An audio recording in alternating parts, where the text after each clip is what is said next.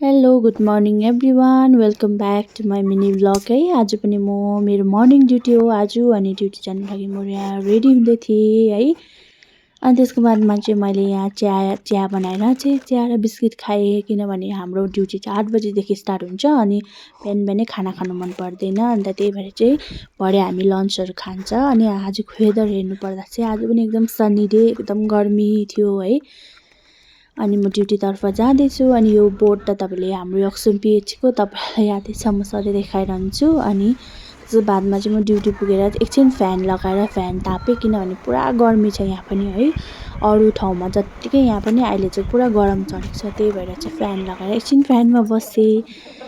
अनि त्यसको बादमा चाहिँ अब तपाईँलाई यादै छ है, मेरो अब म चाहिँ नर्सको काम गर्छु है। अन्त त्यही हो, हस्पिटलमा गएर गर्नुपर्ने कामहरू जे हुन्छ त्यही हो। हाम्रो त मेन हो, हाम्रो त पेसेन्टै हो हाम्रो त सबै है। हामीले त पेसेन्टलाई उयो गर्नु, अब पेसेन्टलाई नै गर्नुपर्छ जे सब थोक है। अनि त्यो चाहिँ इन्जेक्सन लाउनुदेखि लिएर सबै त्यही म चाहिँ यहाँ गर्दै थिएँ।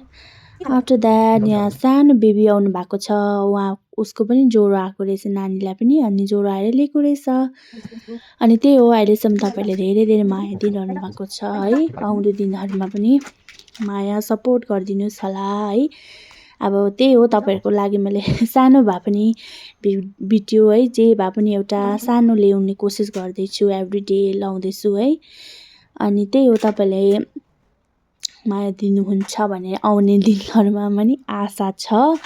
अनि यही हो, त्यही हो, यहाँ पेसेन्टको ड्रिप्सहरू थियो, केहरू थियो, त्यो लगाउँदैछु म चाहिँ।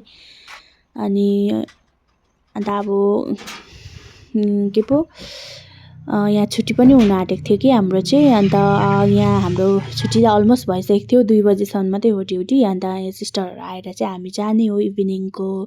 By bye, thank you so much for watching.